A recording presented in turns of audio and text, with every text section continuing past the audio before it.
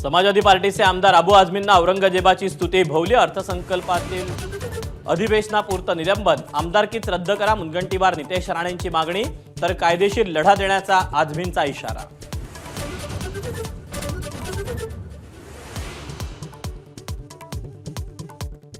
कोरटकर सोलापूरकरवर कारवाई कधी, विरोधकांचा सवाल, तर पंडित नेहरूंनी डिस्कव्हरी ऑफ इंडियात शिवरायांचा अवमान केला, त्याचा निषेध करणार का, फडणवीसांचा पलटवार।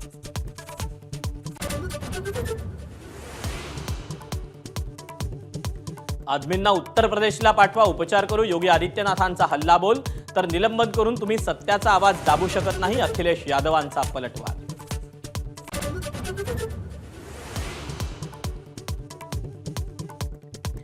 मंत्री आदिती तटकरेंकडून सर्वपक्षीय आमदारांसाठी छावा चित्रपटाचं स्क्रीनिंग, शिंदेंचं शिवसेनेच्या सर्व आमदारांची पाठ, तर ठाकरेंचे 3 नेते हजर।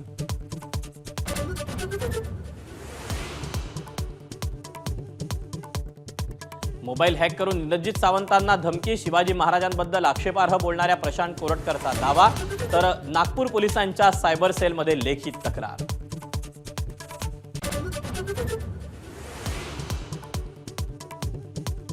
लाडक्या बहिणींना 2100 रुपये कधी देणार, विधान परिषदेत सतेज पाटील अनिल परवांचा सवाल, या अर्थसंकल्पात देऊ असं म्हटलं नव्हतं, आदित्य तटकरेंचं स्पष्टीकरण।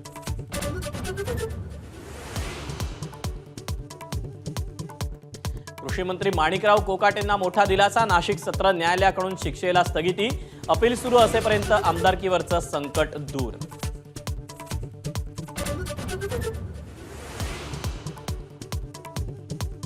विधान परिषदेत उपसभापती नीलम गोऱ्हेंविरोधात मवियाकडून अविश्वास ठराव आणायला उशीर झाला, गोऱ्हेंचं निलंबनच व्हावं, उद्धव ठाकरेंची मागणी।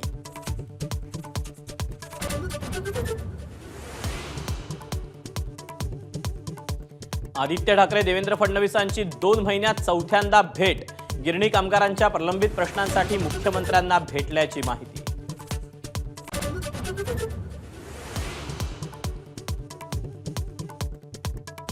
संगमेश्वरमध्ये छत्रपती संभाजी महाराजांना पकडलेल्या सरदेसाईंच्या वाड्याचं स्मारक बनवणार, मुख्यमंत्री फडणवीसांची घोषणा, संगमेश्वरवरून माझाचा स्पेशल रिपोर्ट।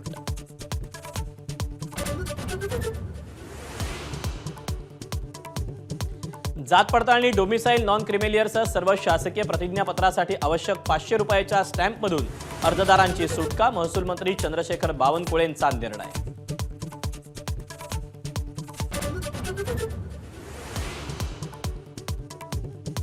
स्वातंत्र्यवीर सावरकर इंग्रजांकडून पेन्शन घेत असल्याच्या वक्तव्याप्रकरणी राहुल गांधींना 200 रुपयांचा दंड, 14 एप्रिलला कोर्टात हजर राहण्याचे लखनौ कोर्टाचे आदेश।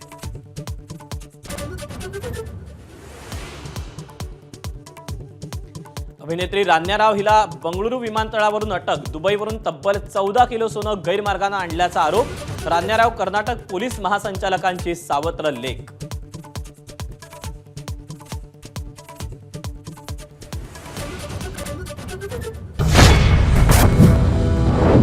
बातम्यांच्या विश्वातला सगळ्यात मोठा मंच,